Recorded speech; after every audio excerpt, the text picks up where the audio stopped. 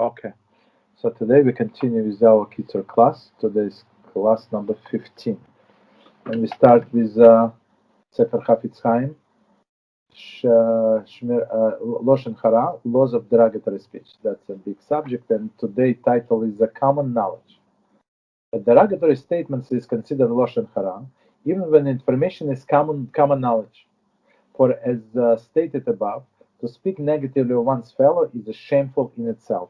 So it doesn't matter, everybody knows it's all around the news, like local news, global news, doesn't make any difference. So there is no permission for us to repeat whatever it says. Okay.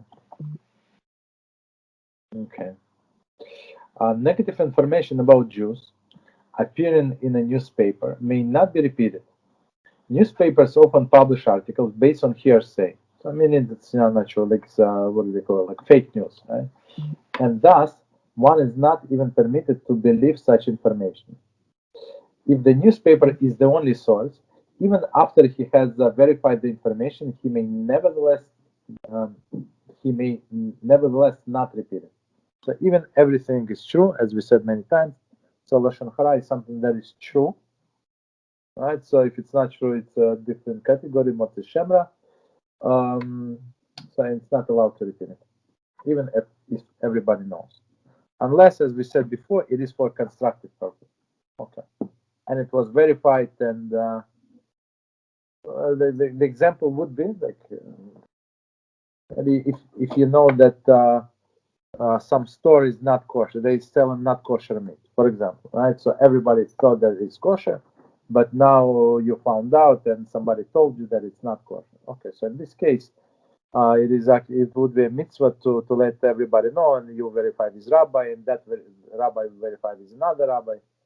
So basically, for example, maybe they said that they kashrut supervision, but they did not, or it expired like some time ago. So sometimes it's happened. Like I would go to a website and buy some food, for example, and they would provide a kashrut certificate, and then you say that it says that it expires 5 years ago, right? So yeah. Maybe they did not update. Maybe they did.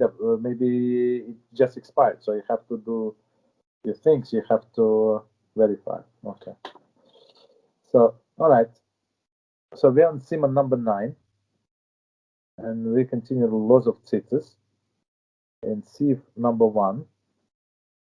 Let me read from the beginning without commentary. Just read, so we have continuation. It says, "How great is a commandment of tzitzis! There is the reward for observance, and punishment for neglect are very great." Okay, this is evident from the Torah. For the Torah equates this commandment and also connects it to all the commandments of the Torah combined, as we explained yesterday, as it says in Bamidbar 15:39, "And you shall see it," the tzitzis, "and you shall remember all of the commandments of HaShem and perform them." And we discussed it yesterday. Not yesterday, the last time. Seeing that the tzitzis reminds one of the commandments, because the numerical value of the word tzitzis alludes to 613 commandments as follows. The letters of the tzitzis have numerical value of 600, and adds to that 8 strings that hang down from the knot each tassel. No, second. Add to the 8 strings that hang down from the knot of each tassel. I mean, it's tzitzis, and 5 knots tied each tassel. And each so it's basically 600 plus 8 plus 5, which is 613. This adds up to 613, the total number of commandments in the Torah. Because the tzitzis are worn to remind a person of all of the commandments, therefore, every man must take care to have this talis katan. So this we were explaining, small talis, that he should wear on the entire day. The following is description of the ideal feature of the talis. It should be made of the wool of sheep. It should be white and large and as large as required measurement. There is a 3/4 of the amma long, and we explain, and the half of the amma wide. Some say that it must be amma long and amma wide, which is like minimum. It's not like for a normal person today. Like average height person, it would be small. Those who take who make the talis katan sewn on the sides, so we said must be careful that he should open on each side by discernible majority of the length of the garment. Right? We said that, and these and the sides may not even be closed with hooks. So basically, it should be completely open. Right? That's the story. Okay, that's where we left off. So I'll continue. In addition, every person should take care to have a talis gadol with tzitzis, in which to wrap himself during the morning prayer. So I'm just for your information, I'm on page 68, right? So commentary number 15. Literally, the large cloak or garment. This referred generally simply by talis. So basically, when we say talis, everybody think of this one, the big one. Okay, continue. One should endeavor to beautify the mitzvah of having beautiful tzitzis. Talis, I'm sorry, beautiful talis. Okay, that's we also spoke about a little last time. Indeed, this is also true with regard to all of the commandments. Commentary, such as sukkah, lulav, shofar, and sefer hatorah, meaning that it has to be beautiful. Person cannot be cheap. It's all other things. You can be a little cheap, but not with the mitzvahs. One must fulfill them in the most beautiful way possible. For it is written in the Torah, Shmos 15:2, "This is my God, and I will beautify him." And we interpret this homiletically in Shabbos 133b to mean, beautiful yourself before him, meaning HaShem, in the fulfillment of all of the commandments. And when you stand in front of the HaShem, it should be the best quality that you can afford. So of course, if a person is poor and he does not have money, so nobody expects him to spend a lot of money on these mitzvahs because simply he needs to feed his family. That's understandable. But the person normal means, so he expected to spend a little more. Though the enhanced performance of the commandment, through the enhanced performance of the commandments, one makes himself beautiful before HaShem. So, but just another point, I think we living here in New York, so it's much easier than living, I don't know, somewhere in other places in the world, to buy beautiful, like high quality things for a normal amount of money, and not be overcharged like 2 times or whatever. Okay, so that's advantage. One should be careful to buy tzitzis from a trustworthy person, so he can be sure that they are prepared with regard to the spinning and twisting of the thread explicitly for the sake of tzitzis, and in accordance with the laws of making tzitzis. The tzitzis must also be proper length. So first of all, we see that, as we said last time we spoke about a little, that the person has to have intention, right? When he may make these strings, that I'm going to make, so we're going to make a tzitzis out of it. So the person, in other words, the person cannot just buy string from the store and use it as a tzitzis, even though, of course, you would not tell the difference. Right? At least I would not be able to tell the difference. But tzitzis from the store, from this wool string that can be used, I don't know, for many things. So it's not kosher for our tzitzis. Okay, that's why they say Kitzur tell us that we have to be careful. Okay, so first commentary with regard to the spinning, number 17. Spinning is the process of twisting the fibers, the wool, and produce a thread. Okay, that's so basically it was pure wool, and they making thread and twisting. So it was spinning, now twisting. 18. After spinning, so after you have a thread, each thread is doubled over, then twisted together in Mishnah Brura. So meaning to make it stronger and thicker. So and twisting of the thread explicitly for the sake of tzitzis, number 19. Before starting to work, the person doing the spinning and twisting must declare that he is preparing the thread specifically for the use of the mitzvah of tzitzis. Okay, that's actually a requirement. So he said, I'm doing this for the purpose of mitzvah of tzitzis. Okay. And all right. Okay. So that's it. So do you want to read number 2? See if number 2. Number 2 for me. 1 second. 68. See, my version is a little different, so my 68 is different than yours. That's the problem. 1 second, I'll have it right here.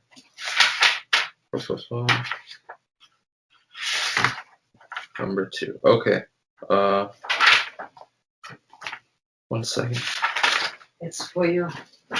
I think I got it. Regarding 1, right? Yeah, I got it.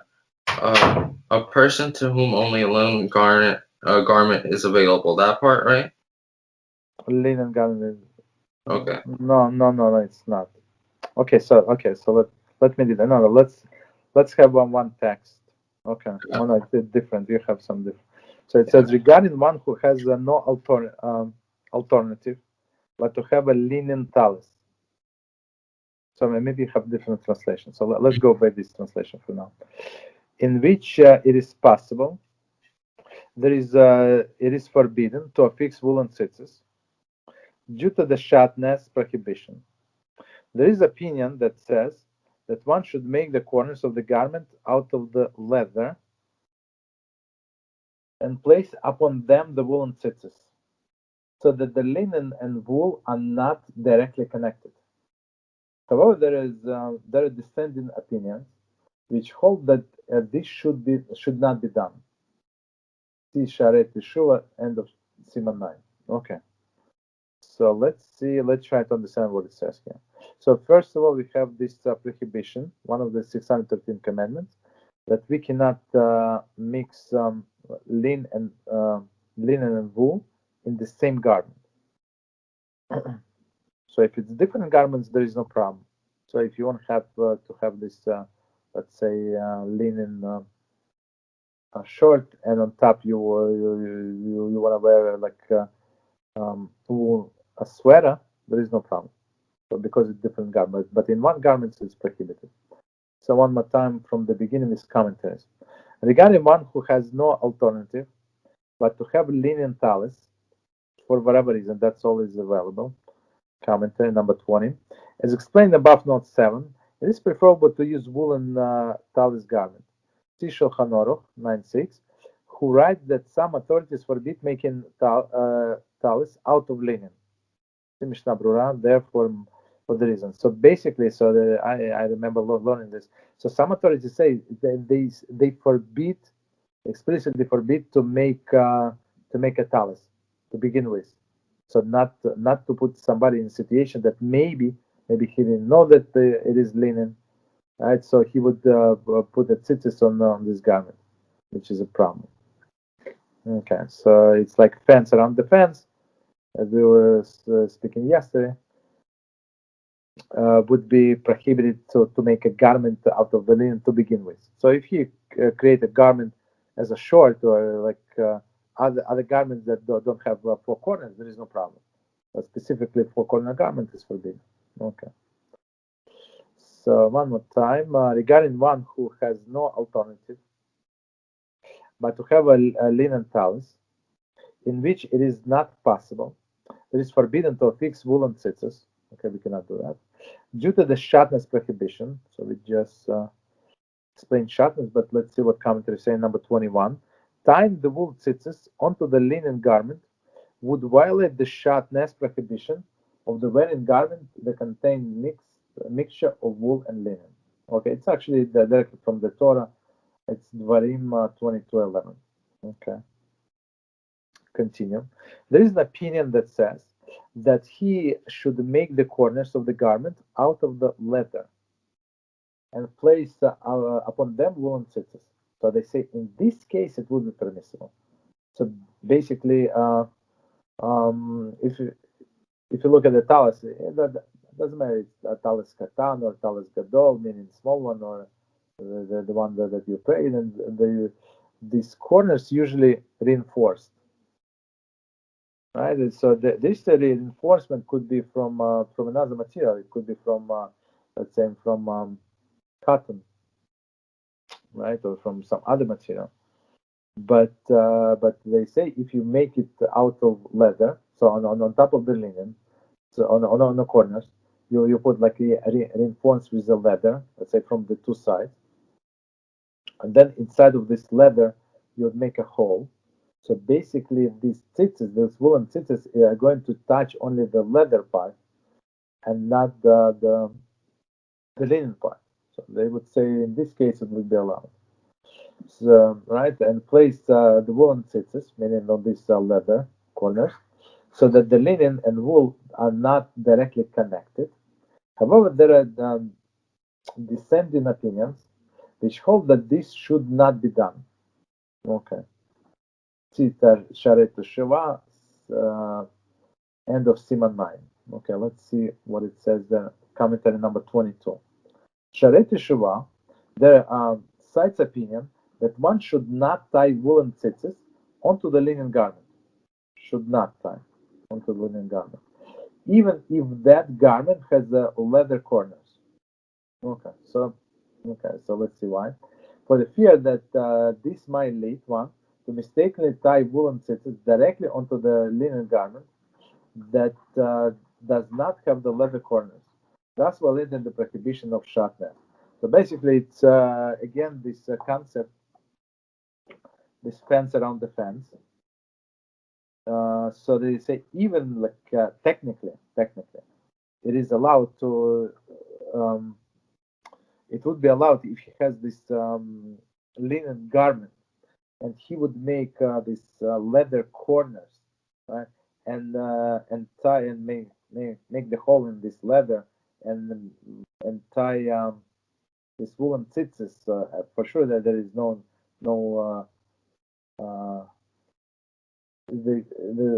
for sure this wool and linen do not touch, right? Because they're separated by leather. He says no, but let's go stricter way. Why? Because at one point people just forget, or they would not have enough leather. For example, they would do 10 talaisim with the leather and number 11 without, because they ran out of the leather, and that's the problem. So that's why he said don't do it. Ramah 9:6 intends that it is preferable to tie linen tzitzis onto a garment of linen. Okay.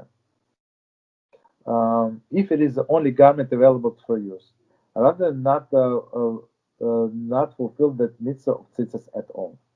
So Ramah said, okay, so of course it's the best way to fulfill the mitzvah is woolen tzitzis, but you can also fulfill it with linen tzitzis. And Ramah which is Ashkenazi posek. So he said, okay, so if the only thing you have this linen garment, do tzitzis out of linen. So because of course garment costs more money than the tzitzis. Okay. So go by the most expensive item, whatever you can afford, and do the tzitzis, not to neglect the kol mitzvah, because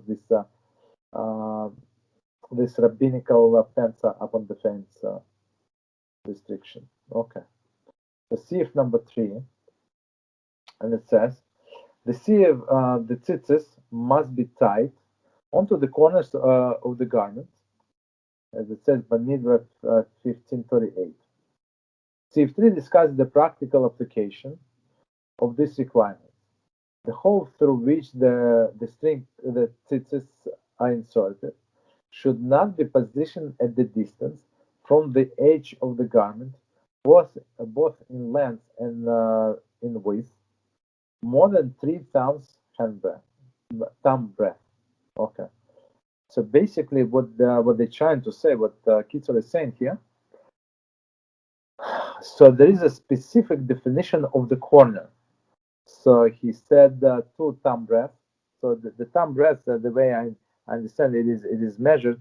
So if you look at your thumb, and it's, I think, in a widest part of the thumb is a measurement, right? That's so it says 1 second.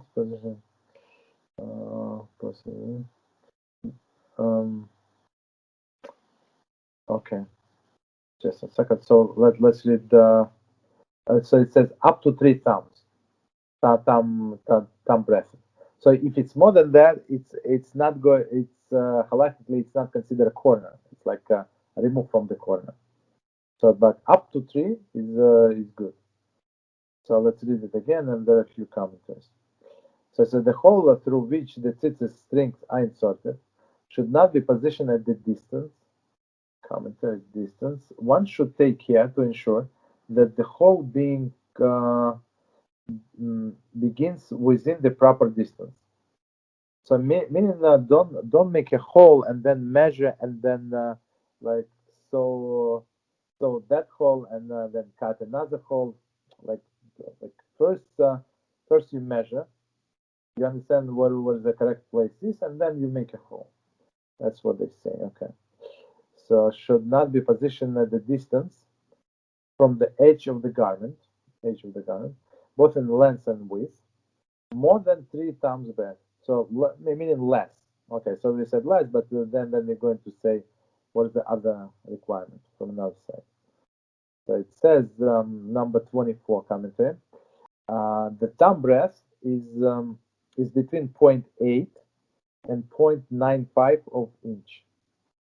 Okay. Thus, the 3.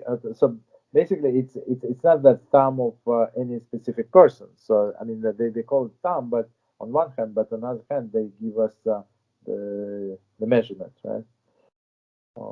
Thus, that the 3 thumb breadth should be between 2.2 and 2.8 inches. It's 6 to 7.2 centimeters.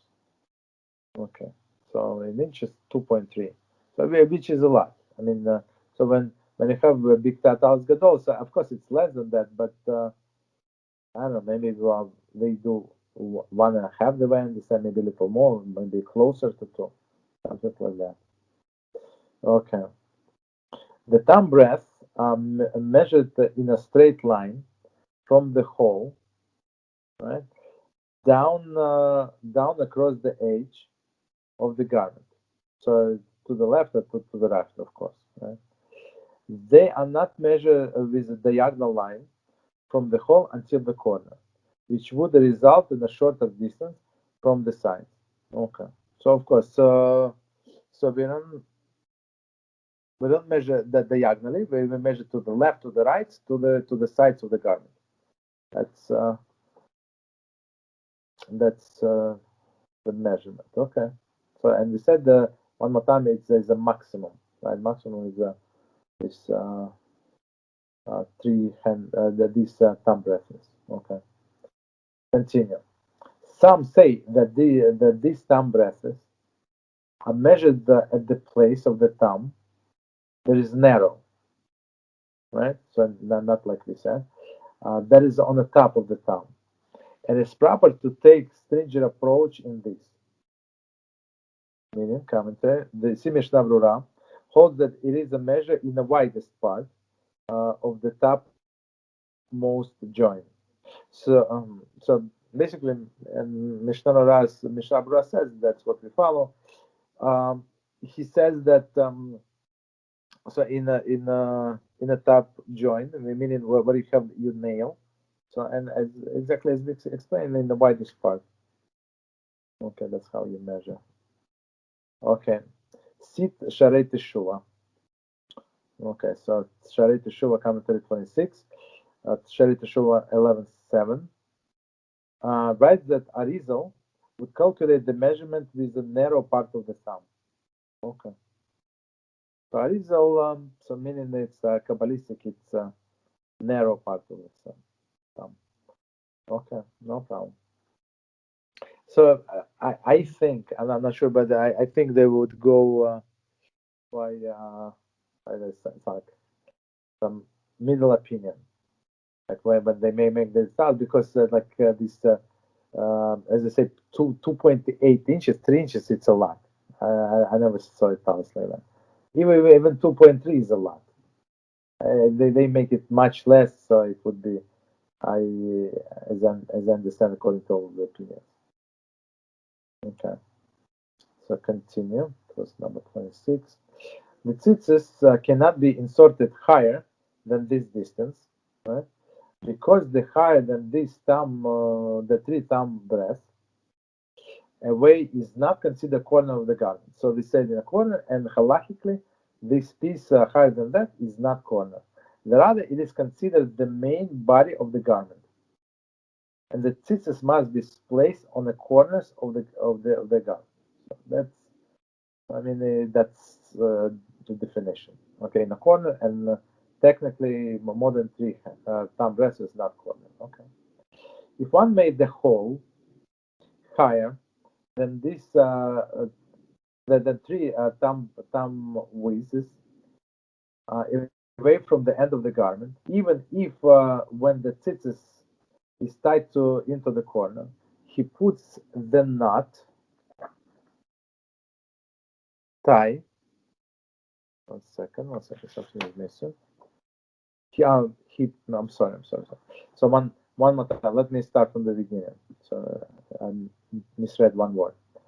If one made the hole higher than 3 thumb breadths, which is okay, that's what he did, away from the end of the garment, even when the tzitzis is tied onto the corner, so everything is tight, right? So he already tied. It's not like he just inserted.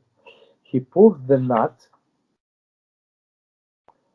tight and wrinkles up the area of the talus garment, so that the hole reaches within 3 thumb breadths of the end. That is when the measuring just space from the hole until the end of the wrinkled garment, as one would when he put a ruler next to it. Okay. The tzitzis are still valid. So let's understand. Let's try to explain this part, right? So basically, he made the hole a little higher, and now so the Kitzur proposed a solution. So now, if he tied this tzitzis a little tighter, so he's going to wrinkle the talus itself. So it's going to be like semi-folded. But by this semi-folding talus, the distance becomes less than 3 thumb breadths, which is no problem. So even though technically there's more space if you stretch it out, even out, but you cannot even out. Why? Because there is this is tight. Make sense or no? Understand? I understand. Thank you. Yeah. So basically, it's a solution. So for us, it's it's on one hand it does not apply to us because we go to the store, but just buy whatever with a perfect measurement and stuff like that. But on one hand, on the other hand, you never know in what situation you can be. So, for example, some time ago, somebody showed me how to tie the tzitzis, and they gave me the string and stuff like that. So it was very interesting. I tie my own tzitzis. Of course, I don't remember how to do it, but basically, it's not rocket science. Basically, you can redo it yourself if needed. Just buy the string and that's it. Okay, so continue. The measurement of the Trita, and basically it's just another thing. So basically, a person can make his own talus, right? So I mean, it's a four-corner garment. You make the hole for your head, right? And that's it. You just have to buy tzitzis, right? The string, and you can tie it yourself if you know how.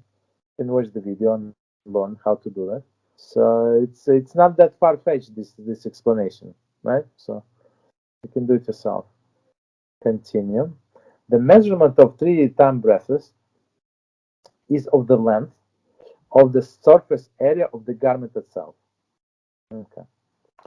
If after the tzitzit string were hung in a hole that was above the maximum amount of the distance from the end of the garment, there is above the 3 thumb breadths. One made a cut in the end of the garment in order that the tzitzit now hangs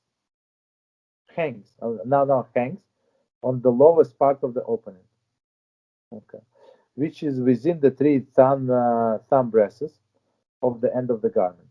It is still valid even though the tzitzit tassel is now within the 3 thumb breadths of the end, because of the rule of you shall make the tzitzit properly from the start. Invalid. So it's still invalid. Okay. And not repair that which was already made improperly, as explained below in CF6. So let's we're going to reread this piece, this commentary, but just before we do that, just let's understand the situation. The situation is that he does not want to tie it tighter, or it's no, it's not that he wants or does not. It's after the event. So now he tied it nicely, this tzitzis to the garment, and now he measured, and he sees that it's more than these 3 hand breadths. So meaning that it's not in a corner. So Kitzur said it's not going to work if he thinks that he's going to like make a cut and in a garment itself, and try to pull the tzitzis down, like basically make a second hole under the first hole, right? So it's not going to work. Why? Because there is a principle that you have to do all the mitzvah right in the beginning, so you cannot fix it. So the proper way, the way I understand, would be to untie the tzitzis. Okay, the second hole positioned in the right place, but you have to untie the tzitzis and then tie it again, and basically fix the problem. But just to pull them down in the way they are, it's not going to fix the problem, because basically what happened, you tied it in one place, and now they're going to hang in another place, which is not correct. Okay, I hope I explained it clearly. Okay, if not, let me know, please. If after the tzitzit string were hung, number 27 commentary, there is the strings were hung onto the corner, one wrapping, even if it is not the strings were hung onto the corner, one wrapping, even if it is one of only 3 revolutions was made, right? So meaning that he did not finish tying completely, right? It's only one, right?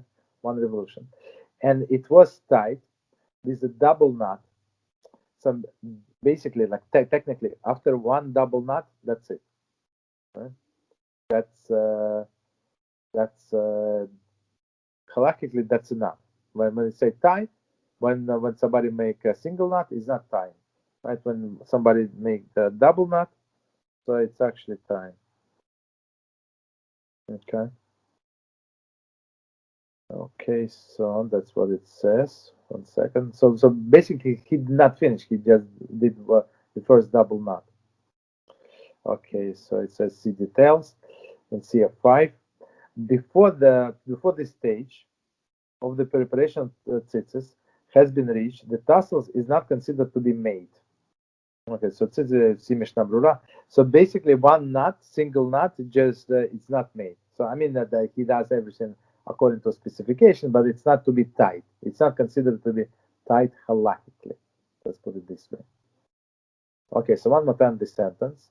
If after the tzitzis string were hung, so it's note 27, in a hole that was done, was above the maximum amount of the distance from the end of the garment, that is above the 3 thumb breadths, one made a cut in the area of the hole, right? Such as the opening now reaches within the 3 hand breadths. So he cut the way I understand, he would cut diagonally, let's say, right down, closer to the corner, so the tzitzis would like slide down within the 3. So now it is within the 3 thumb breadths from the end of the garment, which is correct. In order for the tzitzis now, in order that the tzitzis now hangs on the lowest part of the opening, which is he thinks that's the solution, which is within the 3 thumb breadths of the end of the garment, it is still invalid. So I mean, measurements are correct, but he did it in the wrong sequence. First, you have to make a hole in the right place, and then you tie in the right place, but not tie in the wrong place and then push it or move it to the right place. That's not going to work. So it is still invalid, even though the tzitzis is not within the 3 thumb breadths of the end.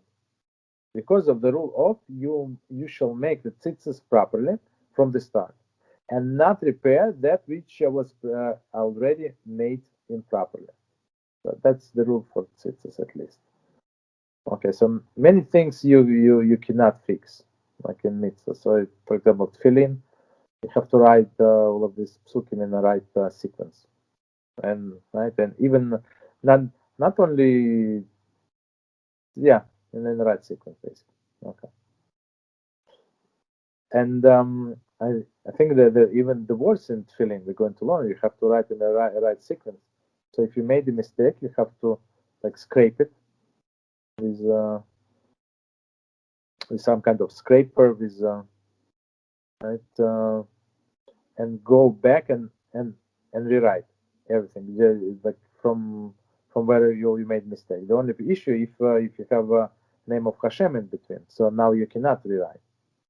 So basically, it's if you have a name of HaShem in between the error, in between the error and then the place where you stop. So basically, it's unfixable.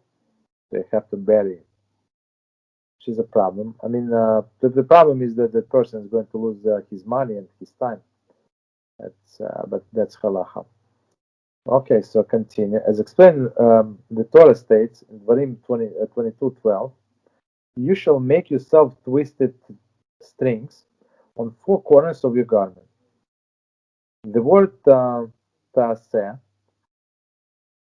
you shall make, is understood to mean that the tzitzis must be valid at the time they are made. Okay, so they must be valid at the time they are made. Okay, there is affixed to the garment. If the time that if at the time that the tzitzis were tied onto the garment, they were invalid, meaning they were tied in the wrong place, as we said, as in our case, where they were tied in the wrong place. Okay, and later the defect was taken away.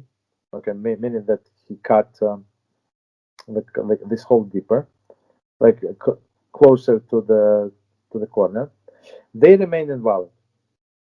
The tzitzis must be untied and retied to the garment again in its proper manner. This rule and its application I explain at length in CF number 6. Okay, so I mean we're going to get to CF number 6, but basically, so what we can learn from this, the mitzvah must be performed in the proper order, and the only way to fix it, if he tied it too high, is untie it, make a proper hole in the proper place, and then tie it again. So that there are always solutions. It's not like end of the world. Continue. Also, the hole should not be too close to the edge of the garment, whether in the length or the width. Too close means less than the measure that is from the middle of the joint of the thumb until the tip of the thumbnail. So middle of the joint of the thumb until the tip of the thumbnail. Okay, commentary. See appendix for editorial process. So that's the minimum. So we got the maximum and that's the minimum. Okay. So it's like I don't know what is it? Maybe 1.5 width on of the thumbnail. That's all of the time width, plus minus. Okay. So it's not it cannot be too close, cannot be too far. Okay. The hole cannot be placed lower than this, because less than this distance to the edge of the garment is also not considered to be a corner of the garment. So too close is not the corner. So corner is as our sages describe, but beneath the corner. Interesting. Placing tzitzis into this hole would not fulfill the requirement of tying tzitzis onto the corners of their garment. So too high is not good, and too low is also not good. Okay, commentary number 30. This applies only when the first time of the tzitzis into the corner. CCF4. Regarding the case when the tzitzis were affixed properly, and then the hole become enlarged. So which is that's exactly the reason why if we should buy the quality tzitzis and make sure that all of the corners are reinforced, right?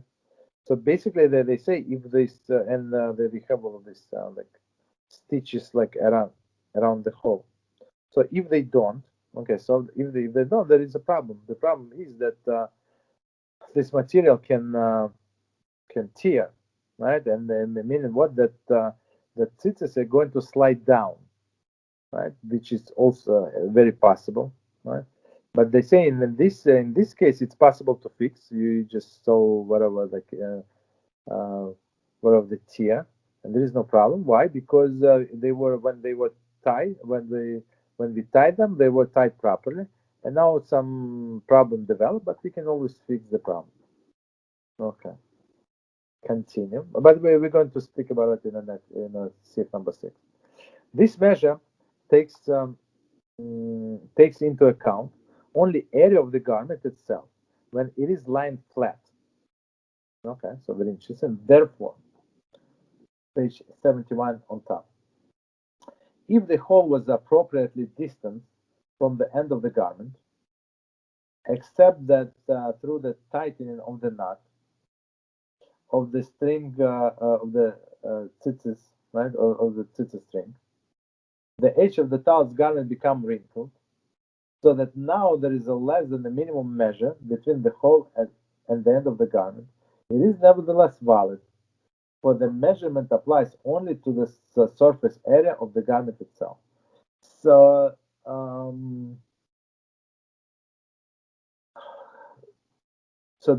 the same way we went leniently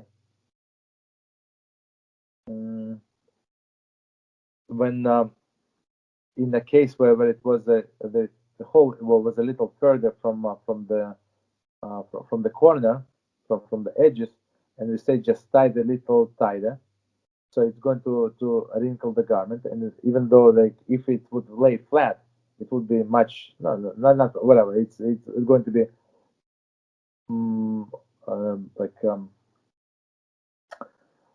further that maximum distance, right? That is allowed, the thumb width, right? But we said since this knot may make the towel wrinkle, so now like under like for if you measure from the corner until the what is it the hole, it's actually correct measurement.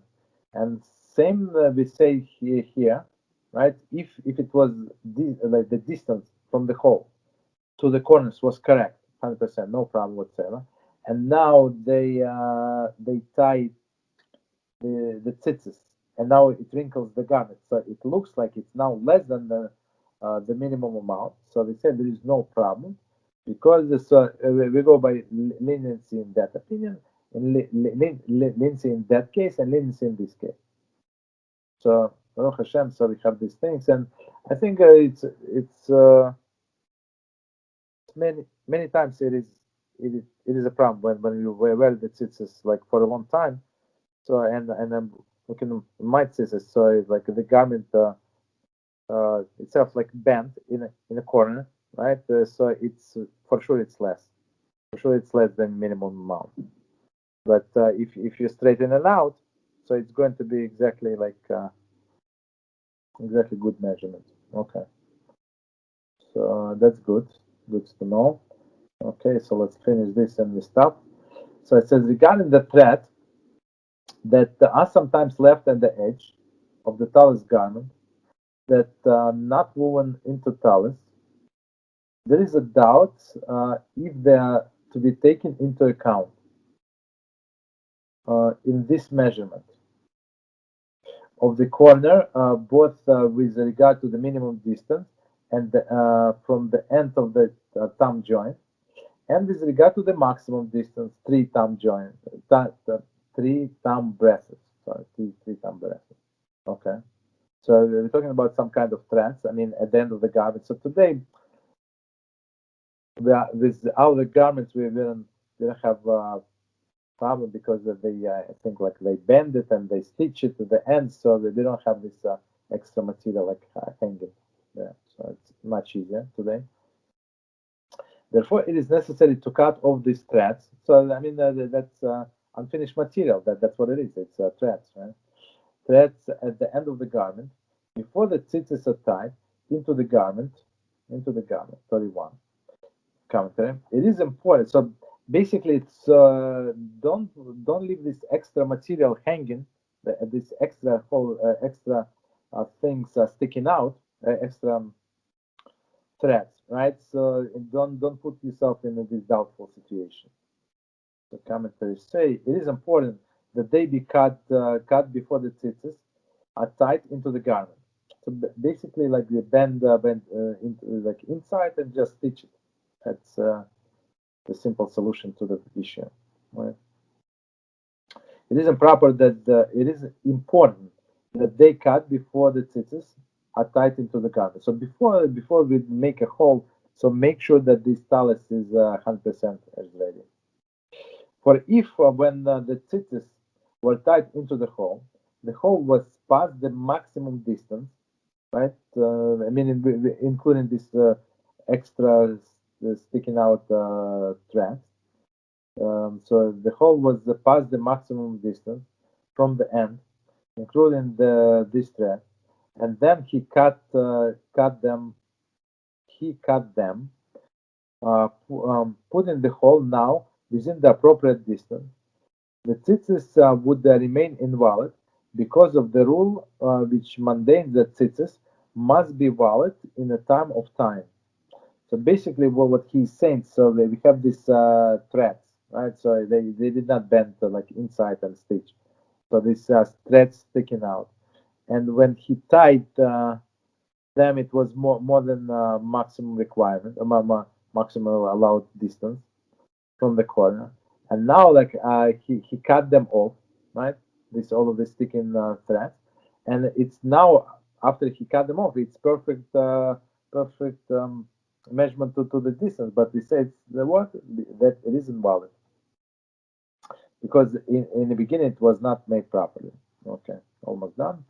With regard to the talis katan, some have a custom to make 2 holes adjacent to each other in the form of the Hebrew vowel tzarei. Okay, tzarei. And they insert the tzitzis string into both of the holes so that they hang the outside of the towel. So basically, when we go to buy tzitzis, right, to buy tallis, big tallis, or this or a small talis katan, so they always ask you how many holes. So you need to know how many holes. For example, I wear 1 hole, but some people prefer 2 holes. It depends on the tradition. Our tradition is 1 hole. Okay, so we can stop here. We finish this here. Any questions? Please let me know. Yeah, one question about food blessings. So let's say you're eating a variety of foods. Do you have to do one blessing? Can you give me one example? Specific example. Let's say you're eating fruit, steak, and crackers. There should be 3 different blessings for each one if you eat them separately. But let's say you eat them all together. Is it one blessing? No. Okay. So all right. So you have to make 3 blessings. First, you blessing on mizoines, meaning crackers. Mm-hmm. So because this mizoines food is always in the high importance, so it doesn't matter how much you eat these crackers. That doesn't matter. Even if you have you have a salad, for example, right? You have salad and you have these croutons, these bread things, right? You know what I'm talking about? Yeah. Okay, so you have to make one blessing on this crouton, right? Mm-hmm. And then you make a blessing on the rest of the salad. Mm-hmm. So let me just elaborate a little. So if you have this salad, and for example, there is in this salad you have vegetables, tomatoes, you have lettuce, you have this and that, and you have can you have raisins? I say I don't know for whatever. No, raisins. Do they put raisins in the salad? Maybe. Let's say you put some, sometimes they put like pieces of tangerine, right? Like so small tangerines, like so small pieces. So fancy schmancy salad. So you go by the majority. So if my majority is fruit of the land, so you say bareplicha dama. So you go by majority. Mm-hmm. So now going back to your case, to your original question. So you make first blessing. You make there is a clear priority. First you say on mizoines, meaning all the crackers, all the cakes, whatever you want to eat, and then you say on hadama, or on the fruit of the land, of the earth. So you say on your salad, whatever you eat, and then you say on a steak. You say shechakol. By whose word everything came into existence, I guess. Mm-hmm. But Right? let's say for the meat one, right? Because everything came into existence. Can't that be a blessing for all foods? Correct. Okay, you're right 100%. Because that's So what I used to do. that's exactly why you start with mizoinus. That's why exactly you start with for example, if you don't have crackers, so you say you say on the vegetables. So and vegetables for sure do not include steak. Uh-huh. But if you already said by whose word everything came into being, in Shechakol you said on a steak, so it is doubtful if you can say another blessing on a salad. Mm-hmm. You Okay. understand? So the rule of thumb is, so the more that we're trying to do always the more precise bracha.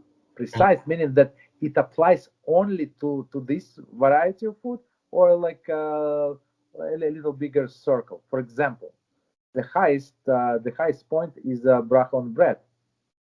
Uh-huh. Right? When you say hamotzi, so it says the bread of the ground, right? So bread of the ground is only bread. That's it. You cannot say it on fish. So it's only bread, right?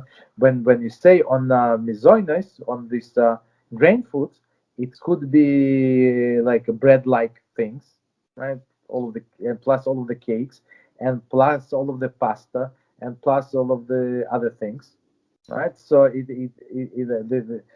the circle is widened, right? You include many things. So if you say technically, right? If you say if you say the blessing on the fruit of the land, so it's actually included all of the grain foods as well. And bread also, it grows from the ground, right? I mean, it's not so technically, right? And another specific thing is fruit of the tree. When you say the blessing of the fruit of the tree, it covers only fruit of the tree, right? So if I cannot say on potato fruit of the tree, it's false. But if I say on my apple the fruit of the ground, it is true. So after the fact, this if you say on your apple this blessing for a full food of the ground, it's going to be true. Okay, I got it. Thank you so much. So, but it is only a summary.